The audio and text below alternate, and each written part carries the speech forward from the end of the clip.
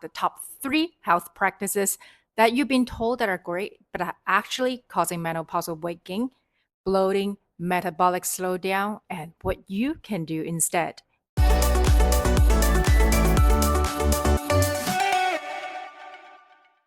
If you're over 40, you're eating better than before, moving your body more, however, the belly fat won't budge, then this video is for you. And let me know in the comments down below which one surprises you the most and which one you're planning to change. After 40, our body undergoes fundamental shifts in how it responds to stress, food, and recovery. Estrogen begins to decline, which alters fat distribution, increase insulin resistance, and making our nervous system more vulnerable to stress. On the other hand, cortisol also rises, and without estrogen to buffer it, its impacts are amplified. More belly fat, sleep interruptions, and a slower metabolic response. Meanwhile, our gut also becomes more sensitive.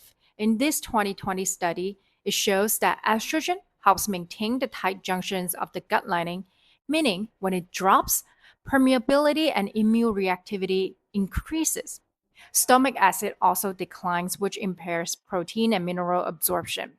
And research has also confirmed that microbiome diversity also decreases during menopause. That makes digestion and inflammation even harder to manage. That's why common practices that work well in our 20s or 30s may now backfire. Additionally, most health advices that are popular are built from younger data set, from young men and young women. And until the 1990s, women were excluded from nutrition and metabolic studies, and now still perimenopausal women and menopausal women are still underrepresented. So if you feel like your body is working against you, it's not. But our strategies do need to change, and this video will talk about exactly that. Myth number 1, more fiber equals better digestion. But here's actually what's happening in our body after 40s. Estrogen helps maintain gut barrier integrity, regulate bile acids, and keeps inflammation in check. When estrogen declines, our gut becomes more sensitive and more permeable, while microbiome diversity drops. That means the gut bacteria that used to help us to break down fiber are not as abundant or as efficient as they used to be. And that's why when you drink that triple kale smoothie, check down that big raw salad, or fiber bar, you're experiencing more bloating and gas and the stubborn belly fat. Because your body is not saying thank you, your body is saying that I'm overwhelmed. However, fiber is great as long as we know how to use it correctly. So here is what you can do instead. In the morning, instead of a cold smoothie, opt for sauteed greens, bone broth, or eggs with zucchini and olive oil. Warm cooked foods are easier to digest and requires less digestive fire. And introduce low sugar fermented foods such as sauerkraut, kefir, miso, and kimchi slowly. This will help you rebuild your microbiome diversity, reduce inflammation, and improve immune balance. And remember to choose ones that are low sugar, fermented, and must be kept refrigerated. Myth number 2, fasting is the best way to regulate blood sugar levels and lose weight. Fasting has a lot of great benefits, don't get me wrong. Fasting promotes autophagy, improve insulin sensitivity, reduce oxidative stress, and improve focus. However, fasting also raises cortisol. And in a young hormonal stable body, that cortisol spike can be used to burn fat or improve alertness. In our 40s, when estrogen declines, our body becomes more sensitive to stress. Chronically elevated cortisol level actually raises blood sugar, impairs insulin sensitivity, and encourage fat storage, especially around our belly.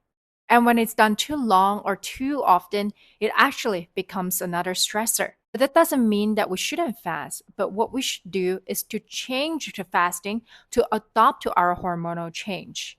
So avoid extended fasting during our luteal phase, which is the number 21 to 28 days between our cycles, when progesterone also rises and our body needs more calories to support the repair.